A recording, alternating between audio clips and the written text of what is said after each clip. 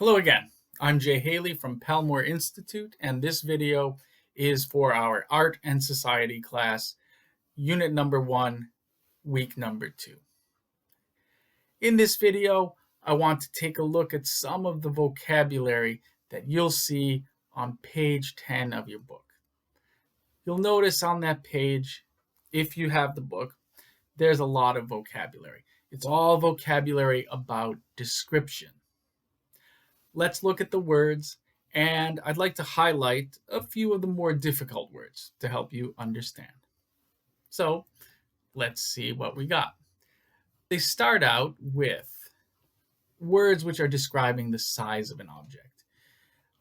It goes from minute to tiny, small, medium-sized, large, big, tall, huge, and giant. And one thing you'll notice here is that these words are going up in scale. They're getting bigger and bigger. The smallest is minute. The largest probably would be giant. So these do go in order. The word that's most likely the new word in this one is that word minute. Okay. Minute, and again, pay attention to the pronunciation. It is minute, not minute. The two words, minute and minute, are spelled exactly the same. However, the pronunciation is different, and here we're talking about minute. So in this picture, you will see the insect, the ladybug. It's tiny. However, the water droplets on the ladybug are absolutely minute. Tiny, tiny droplets of water. You describe that as being minute. The next section of words are words describing the shape of an object. Here, you might describe something as being round, wide, flat, circular, square, angular, pointy, rectangular, triangular, irregular, long, thin, deep, shallow, or slim.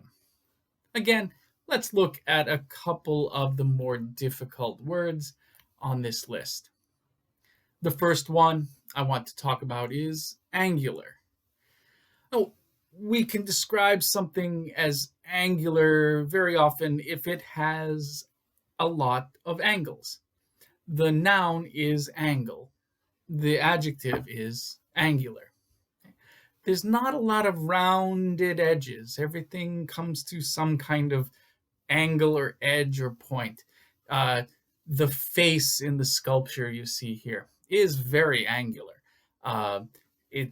Nothing is very curved on it. The nose, the mouth, the chin, the whole face is very angular. Similarly, the architecture in the building that you see is also very angular. I don't really see any rounded shapes here. Everything forms an angle. It's a very angular corridor. The next word is pointy.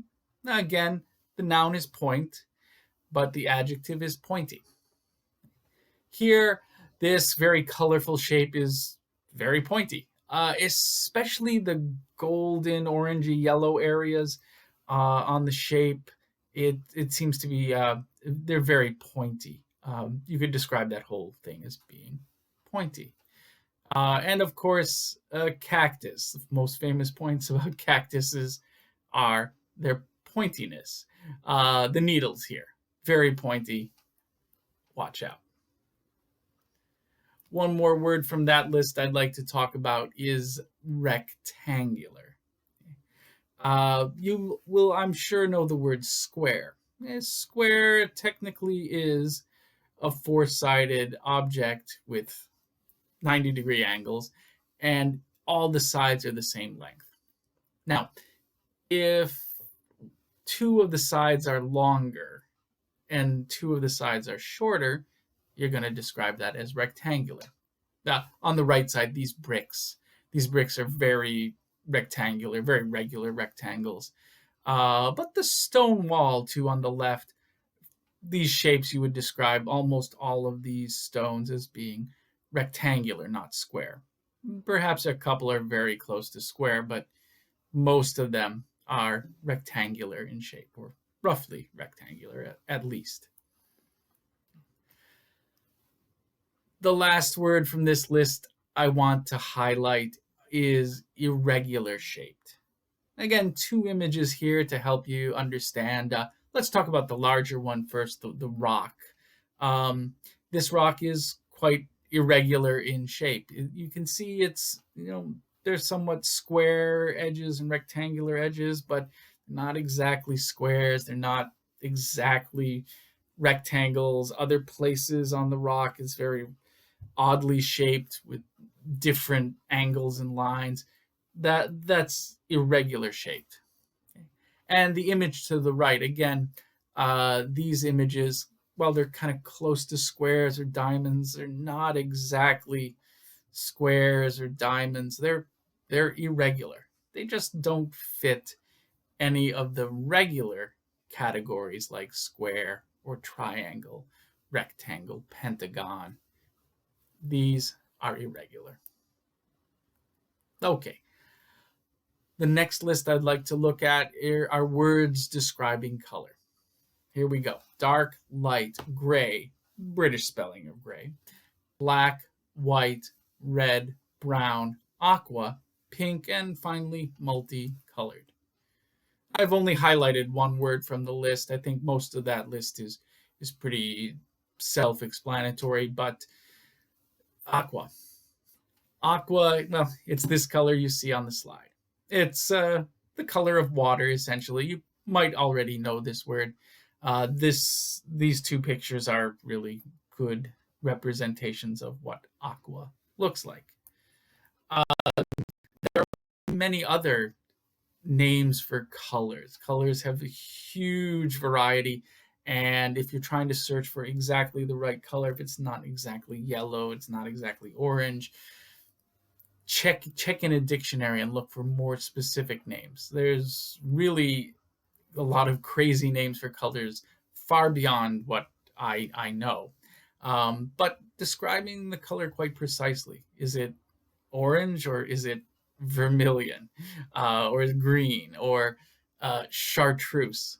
A lot of these colors exist and they have very special names. So just check your dictionary to find the exact color name that you're looking for. All right.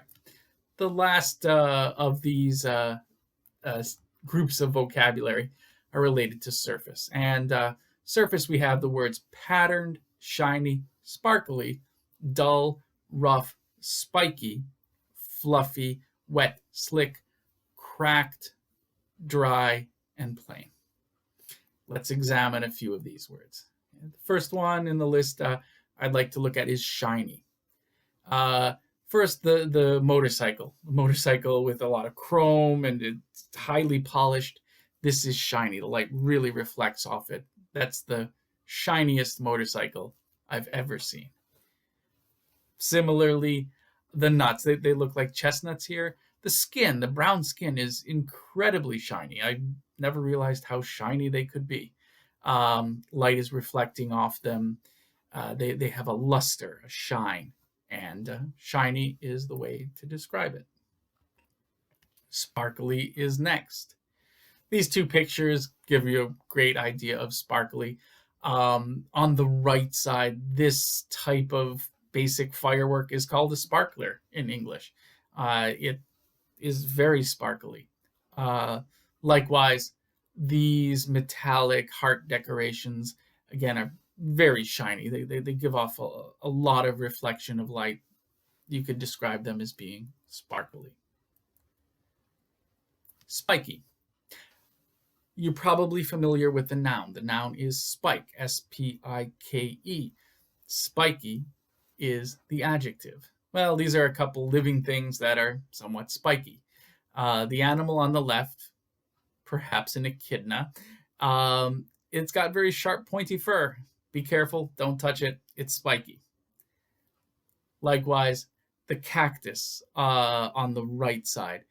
I don't see any sharp points, the barbs that they usually have. However, those leaves look quite spiky on the end, and I do not recommend that you hug this tree. It might hurt. fluffy. Fluffy, almost an opposite of spiky. It's soft. It's something you could hug or touch or caress. This young chick that's on the left side. Okay. Very fluffy looking with the soft, downy feathers. That's fluffy. Fluffy we also use a lot to describe clouds. Clouds that look like this. These are nice, fluffy clouds. Last word we'll focus on today is the word slick. Now, if something is slick, it's often a little wet and slippery and a little shiny. It's kind of a combination of these things. Maybe the easiest one to understand is the icy road in the picture on the right. I come from a snowy place. Those of you in my class probably know that already. And we often describe the roads as being slick. Be careful, the roads are slick today. Okay. If the road is kind of icy and has almost a shine and is slippery, that's a slick road. Now, likewise, the surface of the rock on the left side, it's a bit shiny from the water. It's wet. It looks like it could be quite slippery. It's a very slick looking rock. So again, be careful if you're going rock climbing. Okay, these are the vocabulary words I'd like to highlight to give a little bit further explanation. Again, there's an endless list of adjectives you can use when you're trying to describe something. So use your dictionaries. If it's a new word, write it down, try it out, and I'll give you feedback about how you use it. All right, time for a little homework. The homework on this week, I'd like you to either if you haven't been in the class before, if you're a new student to the class and you have a book, this option on top is for you. Write a 1-paragraph description of the Jomon period vessel that is shown on page 10 of the book. If you're new to the class but you don't have your book yet, don't worry about that. Just go online, do a Google search of Jomon vessel, Jomon pottery, and you will be able to find many pictures of the many examples of Jomon pottery. Choose one, write a description of that. If you're not new to the class, if this is a review lesson for you, then your homework is to go online, do a Google image search under the word ceramics. You'll see lots of pictures of different ceramics and pottery and perhaps porcelain that we talked about in the first lesson. Homework for you is to write a 1-paragraph description of one of the objects that you see. Okay, that'll take us to the end of Unit 1. Next time, we'll be looking at Unit number 2. Just to close the video, I'd like to wish you all good health. I hope you're all well, and I'm looking forward to seeing you again very soon. So, if I don't see you soon in person, I'll see you in the next video. Next video, Unit number 2. Thanks again. Talk to you later.